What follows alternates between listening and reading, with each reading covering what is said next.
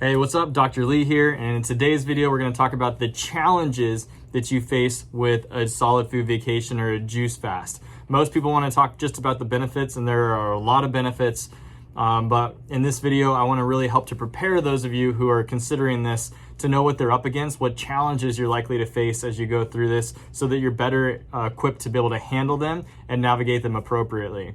So the first one is getting enough calories.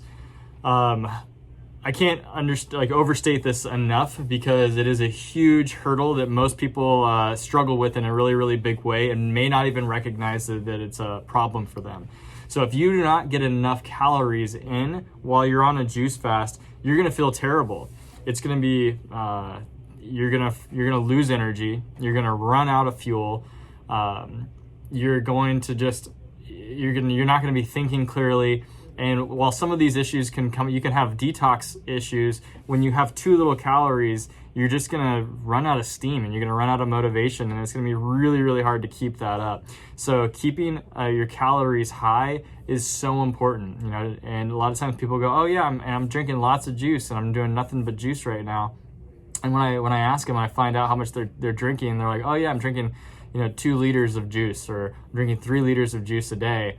And if it's a 180-pound male or even a woman that's over 100 pounds, that's still not enough. If just think about that. If you're a 100-pound woman, that's not enough for you. You still need more than that. So you need to be able to meet your caloric expenditure with the amount of juice that you're having, and then have a little bit extra in the tank, because your body is going to be purging a lot, and all that takes a lot of energy. Your body is actually going to use and free up energy, but it's going to be using energy to get rid of a lot of detox or a lot of toxins that are built up in your system. So getting enough calories is huge. A kind of a good rule of thumb is for pretty much everybody is drink a gallon a day. I promise you, you're not going to get fat on a juice fast. It's almost impossible. I'm going to talk about that later, but you want to make sure that you're drinking and consuming enough juice. The other thing would be time management. So the second challenge that most people are going to face. You're going to spend a lot of time in front of your juicer. I wound up having, I was spending probably 3 hours a day in total in front of a juicer. And that is something that if you just start this on a weekend, you can pull it off, right? And you kind of get used to it. But if you're going through a work week, not realizing how much time it's going to take to juice things, it totally changes your routine. So I was juicing in the morning before I went to work. I was juicing in the afternoon. I would come back home from work because I don't live that far away from my office. And then I would be juicing again in the evening. And between those juicing sessions, I was spending a lot of time in front of a juicer. We chose to upgrade our juicer probably, I was maybe 70 days or 80 days into a juice fast. So I was doing a lot of juicing, and I switched to the J2 juicer based on some reviews. There's actually my wife, because she was doing the juice fast as well. And we had an Omega style juicer as well, and a really good juicer before. I didn't think that we were going to see that big of a difference, and the J2 probably saved a solid hour a day for me alone, maybe a little bit more, because it has a hopper that you fill up. But that aside, for most people, it's going to be a challenge, like understanding how much time that it actually takes and working your schedule around it. So you may have to wake up earlier in the morning and do all of your juicing ahead of time, kind of in bulk, get it all knocked out and get it done. That'll actually save you, the setup and tear down time that I would do every single time that I would do it, which is why it took me so long, because that's not typical unless you're doing it breakfast, lunch, and dinner, because I got to clean it, prepare it, chop everything up, juice it, and then clean it again. And so that whole process just adds up and takes a lot of time. So if you do all your meal prep ahead of time, chop everything in the morning and then juice it all, you'll probably spend an hour and a half doing all of that, but you'll have all your juices through the day. But just know that there's a considerable hurdle that you got to get over, and you got to figure out how you're going to fit that into your routine. Well worth it. 100%. I did the juice feast for 130 days. You can totally pull it off. But you got to understand that is a challenge that you've got to figure out how to navigate in your life. Number 3 is buy enough produce. So the third thing on that list of challenges is, first few weeks, I would go to the grocery store, think that I got plenty of produce. Oh yeah, this is going to last me all week. No, not even close. I would be back in sometimes the next day, because I would short myself on the produce, because I was buying it for myself and for my wife. And, so if 2 people are doing a juice feast, gosh, just for an example, if you do orange juice in the morning, if you're like, oh, I bought a dozen oranges, it's like, okay, well, that's enough for 1 quart for one person, depending on how the season and how juicy they are. But you will cruise through produce, and fruits and stuff, you have, it's going out of style. I mean, yeah, so we were making probably 3 grocery trips a week, just because of ripeness and when we're choosing stuff. So that's a very, very important thing to know, is you're going to probably short yourself hardcore on the groceries, and just get accustomed to that. How much you're going to need, how much space do you have in your refrigerator. Clear out the other stuff, because if you're doing a juice fast, you're going to have a lot of vegetables and a lot of fruits that you're going to be storing away. The fourth challenge is navigating bad advice. There is so much amazing information out there on the internet. I basically spend all my free time studying, researching, and you can find, the world is at your fingertips, right? You can find all the most amazing information through the internet, but you can also find the worst information. And you can find people that you think are credible that are giving out just terrible advice.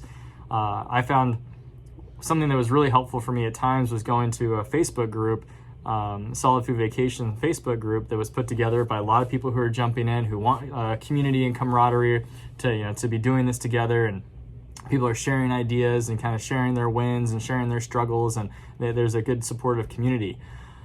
The backside of that I saw was terrible. Some people just have terrible advice, because people get really excited about it and they don't actually know a whole lot about what it is that they're doing, and they start counseling other people who are doing it as well. Oh, this is what I do.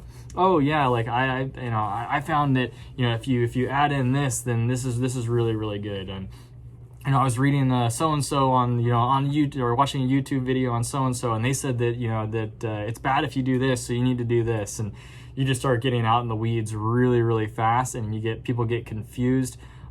People who don't have a strong foothold in what it is that they're doing, well, you can drown really, really quickly. And then you listen to some bad advice, and then you start questioning things, or you're questioning yourself and what you're doing. You start making mistakes, and then you can tank yourself really, really quickly. So that was something that, while I was going through, I was like, gosh, I didn't really want to participate super heavily on that group, but I felt like I had to be private messaging a lot of people, and tons of people were asking me questions because they were just getting bad information from other people. And so just know that going in, it's kind of like buyer beware. Be very, very cautious of when you're jumping into a Facebook group, that you're going to get a lot of people wanting to share their advice, and so you have to be very careful when you go in that area.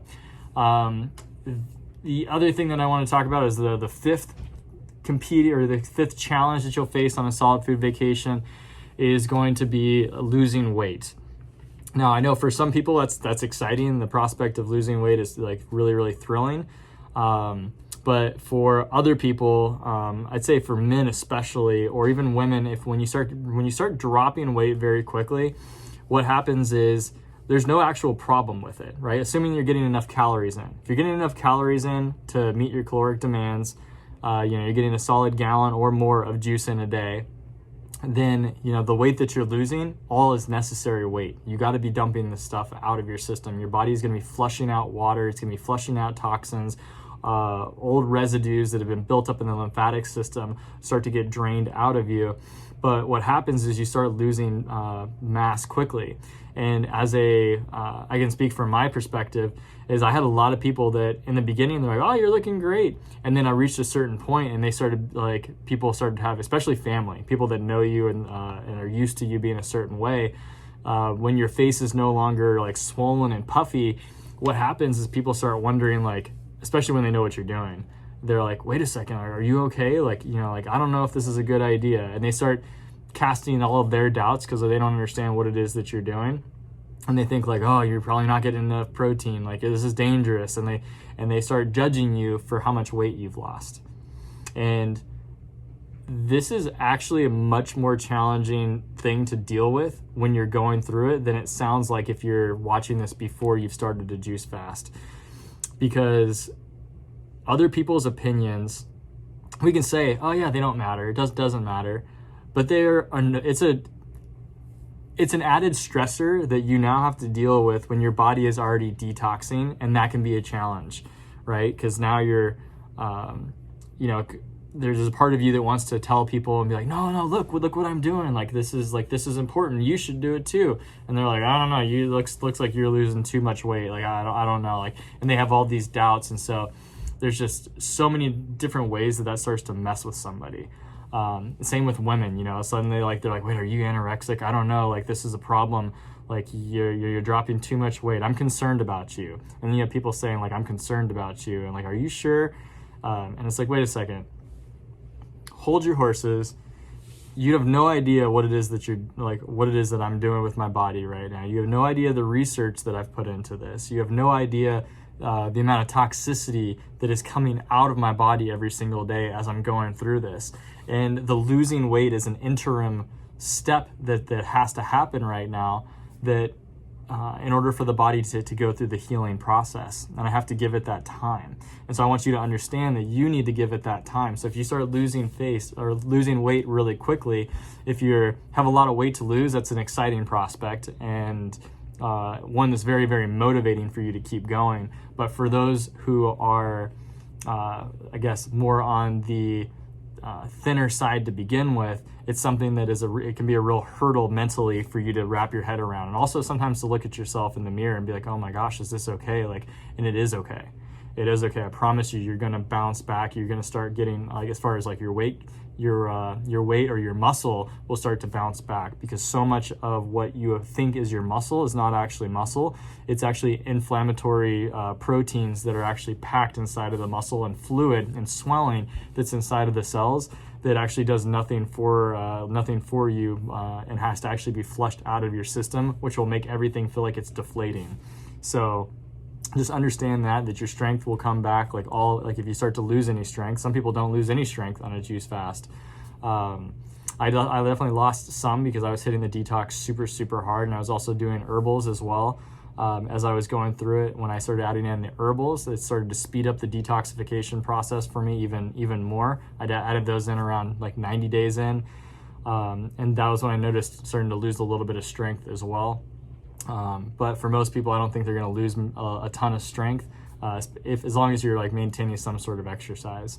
So I had a lot to talk about on that topic right there with losing weight, because that was probably the biggest challenge that I faced, and it was more of an emotional challenge wrapped around it based on other people's judgments. So I want you to be aware of that, and that's where a support system comes in really, really handy. So my wife and I were doing this together, and we were our support system. Get coaching, get other people to be there with you, and that's really helpful. And that is the benefit of being in part of some sort of a community. And then I know I said 5, but I'm going to go ahead and give you a bonus one. I'm going to give you a 6th challenge that people often face, and that is just in general people judging you. I know it's kind of wrapped into what I was talking about before, but there's going to be a lot of people, when they find out what you're doing, you're really excited about it, and they're just immediately going to judge you. And they're what they're really doing is they're judging themselves on their ability to actually do it, or if they think that what they have heard is, you're going against what they heard or understand about health, and so they're looking out for you by letting you know that you're making a mistake. That's the kind of tone that people will have. So people will judge you. People will make snide little comments or remarks, about, I don't know, where are you going to get your protein? Like, oh, I could never do that. Little things like that. But what happens is people are paying attention. A lot of times the people will, as you go through this, you might think like, oh gosh, like, geez, just a bunch of assholes. And what you'll find later is that some of those assholes were actually really watching closely, and then they actually go through and they start asking you a lot more questions. and they'll be like, oh, wow, like, you just look really, really good. Like, how is it that you're doing that? Like, maybe I should do that. Like, how did you do it? I don't know if I could do it. So in the beginning, they might be judging you, but later they're going to want to follow you and do what you did, but they're just kind of watching from afar. So understand that, and especially right now, we live in a pretty divided world, so we need people to step up. And when you start stepping up and you start taking action for your own health, you start setting the example. And that is so important. Like, setting that example makes you proud of yourself, but it also you become now a beacon of light that can lead other people. Because when you're sick and suffering and you don't feel good and you don't feel good about yourself, guess what? You can never actually lead other people. So what a juice fast does is it actually steps you up, and it actually it teaches you how to be a good leader. It teaches you how to have a tough, thick skin, which is important in our society. We've kind of lost that. The minute anybody says anything, like, most people just wilt nowadays. Like, they were saying something mean or something rude, and they just like fall apart and they can't handle it. And like, they want the media or someone else to scold somebody else for doing something or for treating you a particular way. No, we need to raise up leaders here. And what happens is when you start raising your biophoton level, you start taking in proper, like the juice, then what you do is you now raise your level of vibration up, and now you're at a better capacity to lead those around you. And so that is my challenge to you now, is to overcome all of these challenges that I just talked about, and to take the plunge and do a solid food vacation, because we need you to experience what it's like to operate at a higher level, so we can raise the vibe of the planet. You can get out of the hole that you're in with your health, and now you can actually start leading yourself, and you can start leading others. So I love you. I hope you have an awesome rest of your day, and take the plunge, guys. Do it.